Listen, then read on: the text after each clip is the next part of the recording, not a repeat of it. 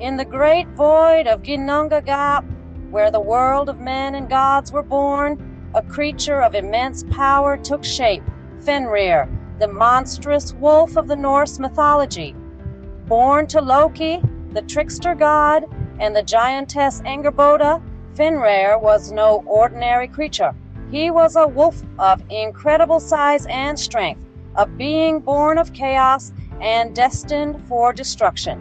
His siblings, too, were creatures of legend. The mighty serpent, Jormungandr, large enough to encircle the world and bite its own tail, and Hel, the eerie ruler of the underworld, half dead and half living. Together, they formed a trio of terror, a family bound by their monstrous nature. And while they each had their own tales of terror and treachery, it was Fenrir who struck the most fear into the hearts of the gods. In the heart of the Norse gods, fear and anxiety stirred, for they knew the prophecy of the monstrous wolf. The gods, in their forebodings, sought to control Fenrir, to bind him and prevent the prophecy from coming true. The mighty wolf, born of Loki, and the giantess Angerboda had grown too large and powerful, causing unease among the Aesir, the gods of Asgard. In their first attempt, the gods presented Fenrir with a great chain called Liding. They challenged Fenrir to break it, testing his strength, but also hoping to bind him. The wolf, suspecting nothing, easily snapped the chain, leaving the gods in despair. Undeterred, the gods tried again with a stronger chain, Dromi. They appealed to Fenrir's pride, encouraging him to demonstrate his strength once more. And once more, Fenrir shattered the chain, his power surpassing even the gods' expectations. As their fear of Fenrir grew, so did their desperation. They turned to the dwarves, master smiths, and craftsmen of the 9 realms, commissioning a magical ribbon named Gleipnir. This ribbon, made from 6 impossible ingredients, including the sound of a cat's footfall and the beard of a woman, the roots of mountains, the breath of a fish, and the spittle of a bird, was as thin as silk but stronger than any chain. However, Fenrir was not easily fooled. Seeing the delicate ribbon, he suspected trickery. He agreed to be bound again, but demanded a god's hand in his mouth as assurance of their good faith. If the gods were honest, he would release the hand unharmed. But if they deceived him, the hand would be his to keep. The brave god Tyr, known for his courage and sense of justice, stepped forward. He placed his hand in Fenrir's mouth, knowing the likely outcome. As the gods bound Fenrir with Gleipnir, the wolf realized the deception and bit off Tyr's hand. Thus, the great wolf Fenrir was bound, but not without a price. The brave god Tyr sacrificed his hand, forever marking the gods' fear and respect for Fenrir. Despite their efforts, the gods could not escape the prophecy foretold by the Norns, the weavers of fate. The prophecy in question was none other than Ragnarok, the end of the world, a cataclysmic event of epic proportions where the cosmos would be consumed in fire and flood, and the gods would meet their doom. In this apocalyptic prophecy, Fenrir, the monstrous wolf, had a role to play that was as terrifying as it was inevitable. The prophecy foretold that Fenrir would break free from his chains, his jaws wide open, reaching from the earth to the heavens. And in his fury, he would devour Odin, the All-Father, the chief of the gods. The gods, in their celestial abode of Asgard, were far from oblivious to this prophecy. They knew what the future held. They knew the dread that was to come. Yet, they were not ones to cower in fear. No, the gods of Asgard were warriors. And warriors don't shirk away from a fight, no matter how daunting the odds. The gods began their preparations. Odin, the All-Father, sought wisdom from the severed head of Mimir, the god of wisdom and knowledge.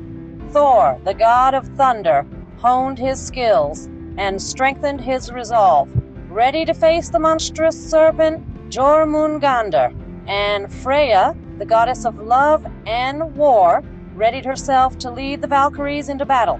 Each god prepared in their own way, but all knew the truth. The prophecy of Ragnarok was not a question of if, but when. And despite their preparations, despite their courage and resolve, the gods understood a fundamental truth. Fate was not something one could fight against.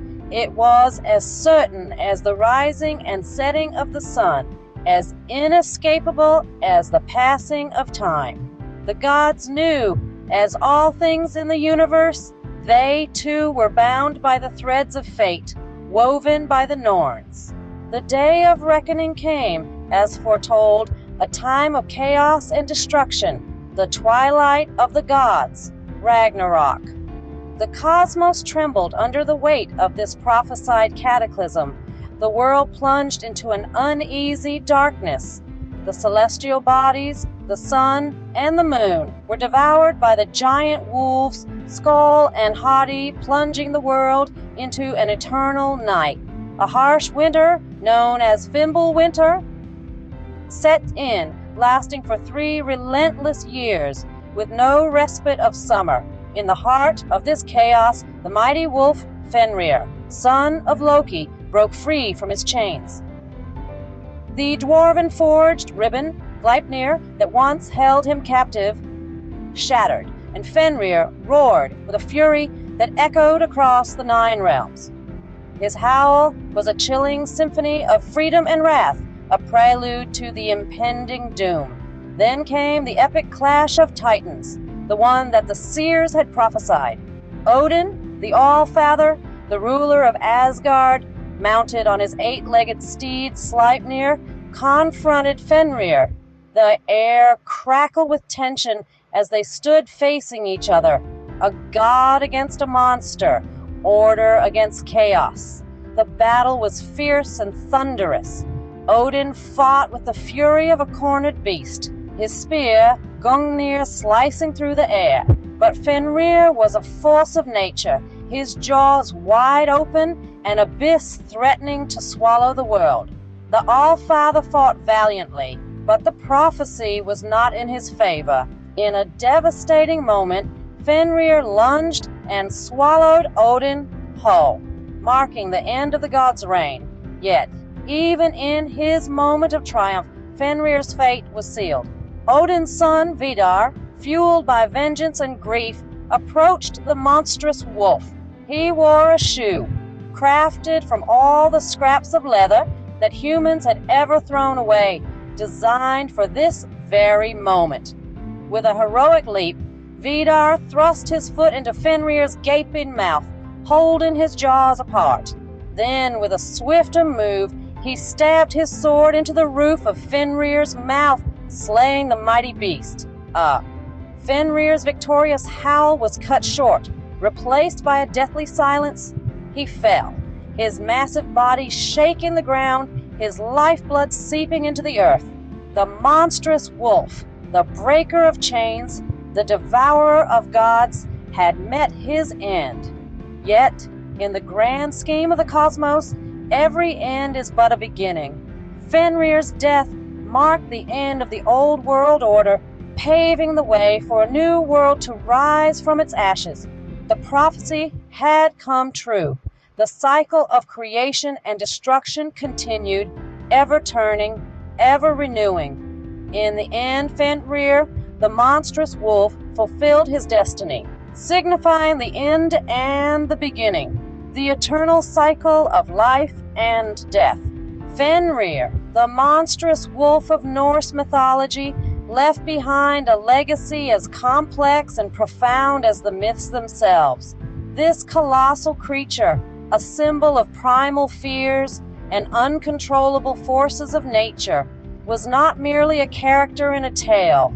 Fenrir was a representation of the inevitable fate that awaits us all, a poignant reminder of the fleeting nature of existence and the inexorable march of time. In the pantheon of Norse gods, Fenrir was a character that provoked both awe and terror. His strength was unparalleled, his ferocity unmatched. Yet he was also a creature of tragic destiny, bound by the gods out of fear for what he might become. This duality added a layer of depth to Fenrir's character, making him not just a monster, but a symbol of the struggle against the inevitable. But what is the legacy of Fenrir today? How does this wolf god of old influence our world now? The answer lies in pop culture. Fenrir's influence is seen in the pages of comic books, on the silver screen, and in the digital realms of video games. His story has been retold and reimagined countless times, a testament to its timeless appeal. In these modern interpretations, Fenrir often embodies the same themes he did in the ancient myths. He represents the power of nature, the fear of the unknown, and the inevitability of fate. He is a reminder that no matter how much we may try to control our surroundings, there are forces in this world that are simply beyond our grasp. Fenrir's legacy, then, is not just in the stories told about him, but in the lessons those stories teach us. He reminds us of our own mortality and the limitations of our power. He shows us that even the mightiest among us can be bound by fate, yet also that there is a kind of dignity and even power in acknowledging this fact. In the grand tapestry of Norse mythology, Fenrir's tale is a testament to the complexity of the ancient beliefs, a story of fear, power, and the inescapable destiny that binds us all. Thank you for joining us on this mystical journey. Like, subscribe, and share this video to keep the ancient fires burning. Until next time.